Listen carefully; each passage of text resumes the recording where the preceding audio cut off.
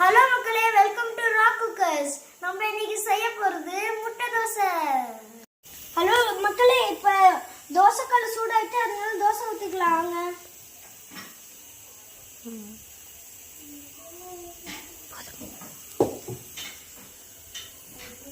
மக்களே, நல்லா பீட் பண்ண முட்டையை வந்து நம்ம ஊத்திக்கலாம் தோசை மேல.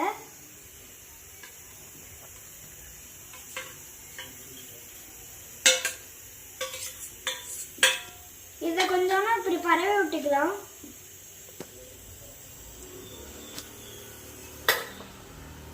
இப்ப நறுக்கி வச்ச ஆனியனை மேல போட்டுக்கலாம்.